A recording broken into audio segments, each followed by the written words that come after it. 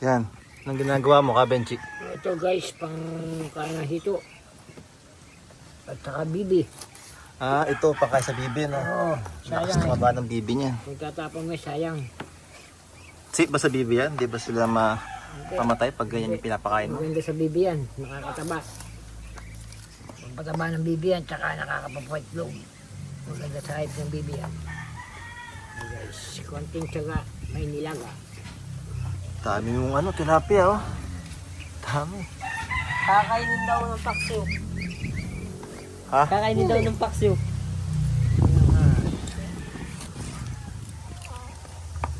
Baka mabununan.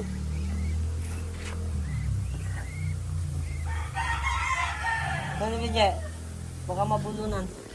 Ano? Baka mabununan. Mahiringan. Baka sisuwa. Inuluwa mo. Hugasan mo muna yun, oh, dun. Sa babo ng gulong. Iwasan, ugasan. Babo ng gulong ka mag-umubak, baka hindi mo putik. Deep maputik. Ito. Mura. Tatap-tapin natin, oh. Tatap-tap yan sa bibi yan. Sa bibi. Pero ito guys, Pero dapat ang pinapakain sa mga bibi, mga fresh, no? Hindi pwede mga patayin na tilapia. baka basta mahit, baka magkauod. Ito kasi nakuha namin sa fishport ng 10 piso lang. Kaya 10 piso per kilo.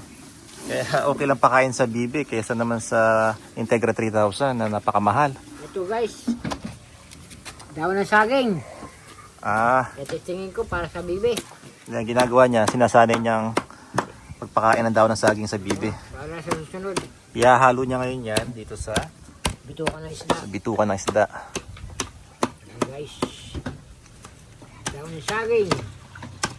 Maganda ito sa katawan ng bibi. Bibi, ito yung mga bibi niya. Fresh. Ganyan, yung beje. Kamusta Baka sa mabununan. Ayusin mo i-book na yung paghugas sa kasi lalagay ko sa kotse yan. Ito kasi kalahati. Ito para sa hito. Ito naman sa bibe.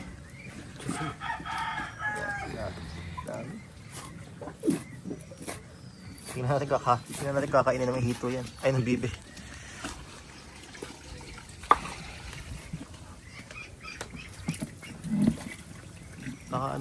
Pakalinis mo. Saka ilalim niya na buknay. Kasi nasa kotse yan. Sipag. Baka maano ako sa kainin ng beje. Kita. Pagpaman.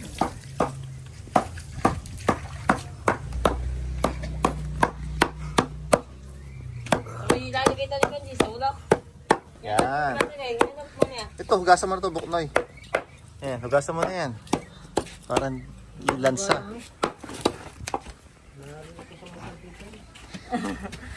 Ang ginagawa kasi namin dito, para ma-prolong yung kanyang life. Kasi bumabaho to eh. Nilalagyan namin sa cooler na may yelo. Tapos tumatagal siya na hanggang 4 na araw. Ito kasi, siguro makakain ng hito to mga 3 araw yan. Ayan, ganyan karami. So pinapakahugas niya. Ginawa namin, yan, dinaing namin para makain ng hito agad. Kasi kung hindi siya nakadaing, tatagal sa concrete pan, babaho. So pwede tayong mareklamo ng mga kapitbahay. Diba, Buknoy? Oo. Yan. Baka magreklamo si Benje. Tingnan na ngayon natin kung papakainin. Kung kakain ng hito to. Ay, ng bibe. Tingnan natin kakainin. Yan. Hinahalo niya na. Ito guys, oh. Tingnan mo guys, ito ako ng bibi.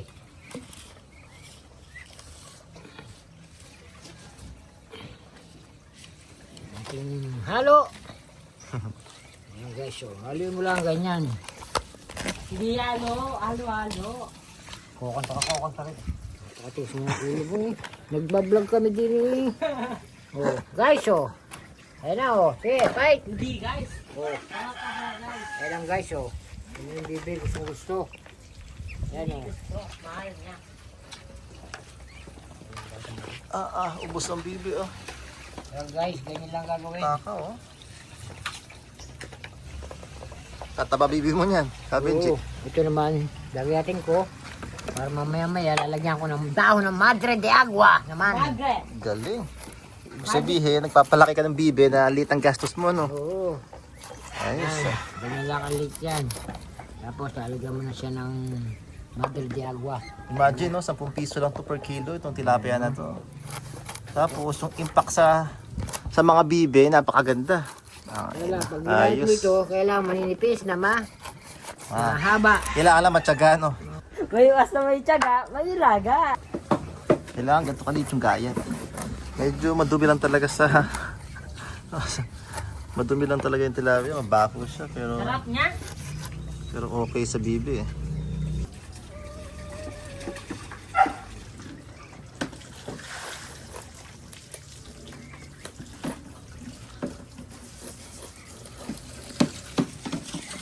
Wow. Bali, nagpapakain kami ng mga isda every other day. Ayun guys. Kasi nga, matrabaho nga yung isda eh. Minsan pag busy kami, eh yun, pinsan pinapakain namin. Pero mostly dara talaga. Ang laki ng barako mo.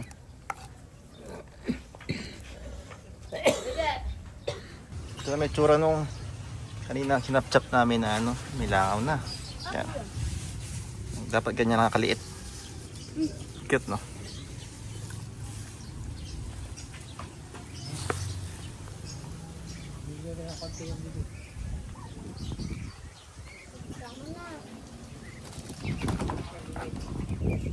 Natawa kasi pagka dinagdagan mo. Nangyari dito guys. Mamaya ulit, no? Sugla kasi. Busog na eh. Pero gusto nila eh, oh.